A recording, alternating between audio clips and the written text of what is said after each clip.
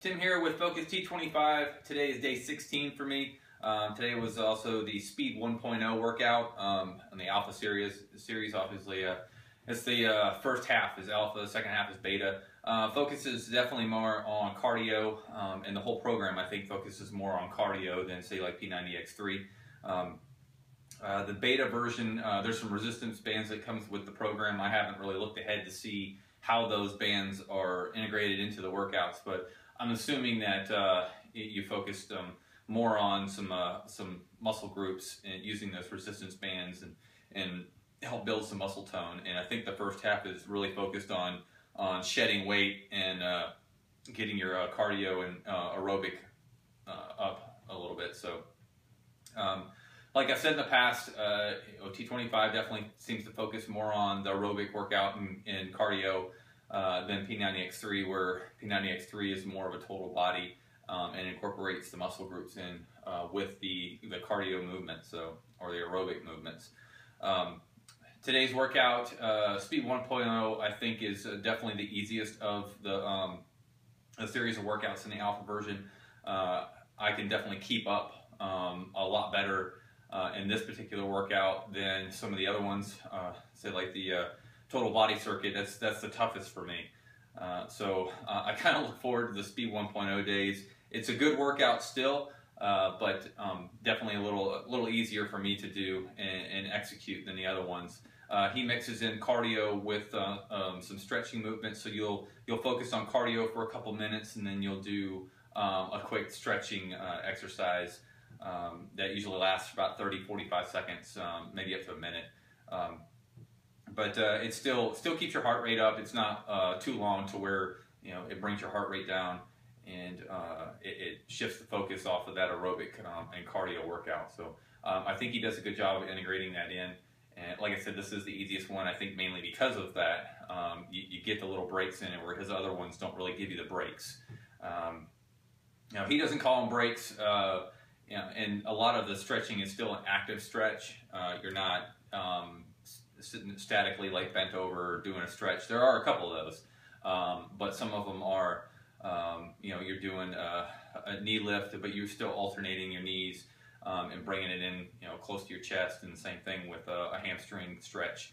And you're also focusing on constricting your other muscle groups, within that stretch. So, like I said, it's a good workout, and it still gives me a good sweat.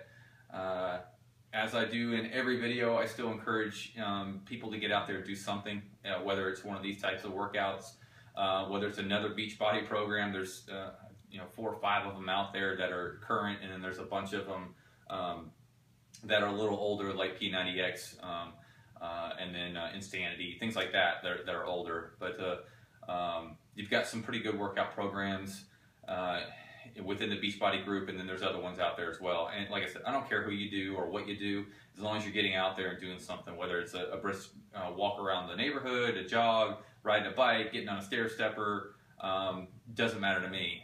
Parking your car away from, in a parking lot away from the door, so you got to walk further to get to the inside of whatever, whether it's work or the grocery store, or, taking the stairs versus the elevator.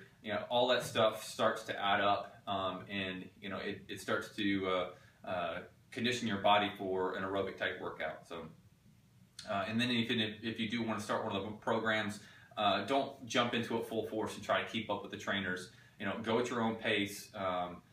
Don't overexert yourself. You're going to wind up injuring yourself, or just overexerting yourself and getting not necessarily bored of it real quick, but getting discouraged. If you do the workouts and you can't keep up with the trainers, a lot of people get discouraged. Like, well, I can't do this because they're way past my level. Well, everybody started somewhere. I lost 100 pounds, and I started by walking around the neighborhood, literally.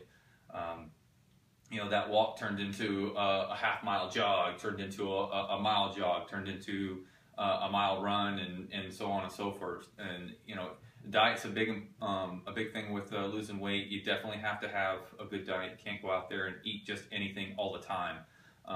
You don't have to have the strictest of diets, but you definitely you've got to cut out a lot of the fatty foods like that, or at least moderate them.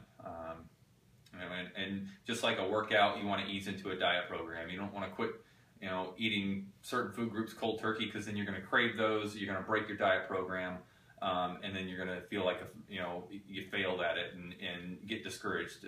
So I encourage everybody to ease into anything that they do. Baby steps is a good way to get going.